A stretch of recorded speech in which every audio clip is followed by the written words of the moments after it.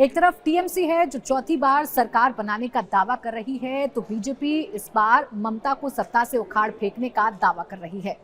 BJP को ये लग रहा है कि इस बार ममता बनर्जी के खिलाफ एंटी इनकम्बेंसी, भ्रष्टाचार, महिला सुरक्षा, हिंदू खतरे में हैं जैसे नैरेटिव लाकर ममता बनर्जी को मुश्किलों में डाला जा सकता है। तो वहीं ममता बनर्जी ये दावा कर रही हैं कि उन्होंने पश्चिम बंगाल के लिए इतना काम किया है कि पश्चिम बंगाल का वोटर ना हिंदू, ना मुसलमान, ना ईसाई, ना सिख, एक वोटर बनकर, एक बंगाली बनकर वोट देगा। अब इसके पीछे कौन से रीजन में कौन सी पार्टी कितना मजबूत है, बीजेपी को कहां से सबसे ज्यादा उम्मीदें हैं, ममता बनर्जी के लिए कौन सा रीजन सबसे ज्यादा चुनौतीपूर्ण है, ये मैं आज आपको बताऊंगी, आपके सामने रखूंगी। सबसे पहले पश्चिम बंगाल का ये मैप इस वक्त आपके सामने है और पश्चिम बंगाल के उस इलाके की बात करूंगी जो ऊपरी इलाका है, वो इलाका जो नॉर्थ बंगाल है, जिसे कहते हैं उत्तर बंगाल, जिसमें कुल 8 जिले आते हैं और 54 विधानसभा की सीटें आती हैं।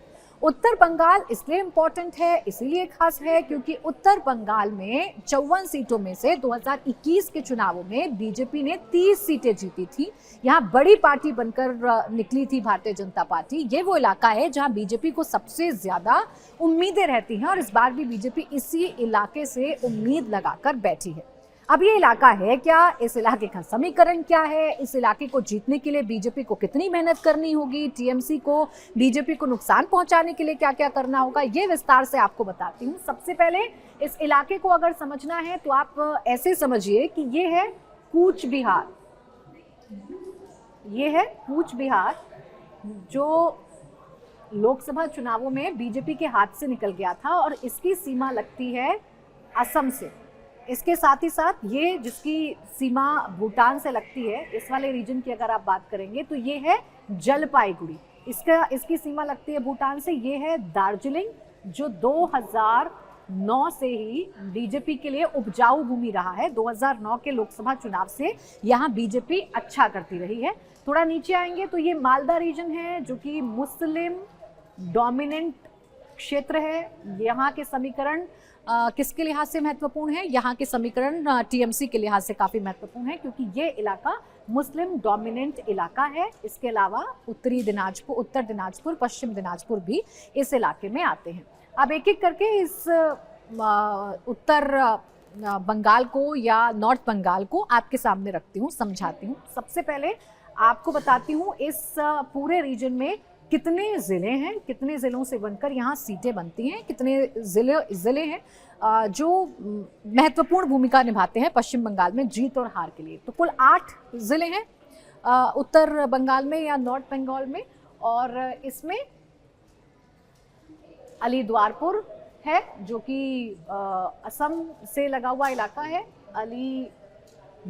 अलीपुरद्वार, एक अलीपुरद्वार इलाका है जो असम से लगा हुआ इलाका है। पिछली बार बीजेपी ने यहाँ जीत दर्ज की थी। इसके अलावा दार्जिलिंग है, दार्जिलिंग बीजेपी के लिए 2009 से ही मुफीद है। कूच बिहार आता है, कलिम्पोंग आता है, साउथ दिनाजपुर आता है, मालदा आता है, नॉर्थ दिनाजपुर आता है और जलपाईगुड़ी। ये 8 जिले हैं। इन 8 जिलों से बनकर 54 सीटें बनती हैं और इन 8 जिलों में लोकसभा की 8 सीटें हैं। 8 में से 2024 के लोकसभा चुनाव में बीजेपी ने 6 सीटें जीती थी जो 2019 के कंपैरिजन में 1 सीट कम है क्योंकि 2019 के लोकसभा चुनाव में बीजेपी ने 8 में से 7 सीटों पर जीत दर्ज की थी। इस बार के चुनावों में ये जो कूच बिहार वाली सीट है ये बीजेपी के हाथ से निकल गई थी और यहाँ टीएमसी ने जीत दर्ज की थी। अब 2016, 2021 क्या बदला, कितने समीकरण बदले, बीजेपी इतनी मजबूत कैसे हो गई, बीजेपी ने किन मुद्दों पर राजनीति की, यहाँ का जातीय समीकरण क्या है, आइए ये भी आपके सामने रख देती हूँ क्योंकि बीजेपी के लिहाज से काफ़ी इंपॉर्टेंट है। बीजेपी को ऐसा लगता है कि अगर इन 8 जिलों में भारतीय जनता पार्टी अपना कमल खिलाने में कामयाब रहती है या ज़्यादा से ज़्यादा सीट जीतने में कामयाब रहती है तो जो कोलकाता में सत्ता में बैठने का उनका सपना है या पश्चिम बंगाल में अपना सीएम बनाने का सपना है उसके बहुत नज़दीक बीजेपी पहुँच जाएगी अगर नॉर्थ बंगाल में बीजेपी का प्रदर्शन अच्छा रहता है तो। अब पश्चिम बंगाल के इस नॉर्थ बंगाल में कितनी सीटें आती हैं, यहाँ कुल 54 सीटें आती हैं। 54 सीटों में अगर 2016 के रिजल्ट आप देखेंगे, 2016 का वो चुनाव जहां बीजेपी ने उदय बीजेपी का उदय शुरू हुआ था, या बीजेपी ने राइज करना शुरू किया था, या बीजेपी की थोड़ी बहुत मौजूदगी थी जो पश्चिम बंगाल में देखने को मिली थी। 2016 का चुनाव पूरी तरीके से टीएमसी बनाम कांग्रेस बनाम लेफ्ट पार्टीज का था। यहाँ बीजेपी ने 3 सीटें छिटकी थी, यानी कि 3 सीटें कुल 294 में से 3 सीटें कुल भारतीय जनता पार्टी ने जीती थी, और उन 3 सीटों में से 2 सीटें नॉर्थ बंगाल से ही भारतीय जनता पार्टी को आई थी।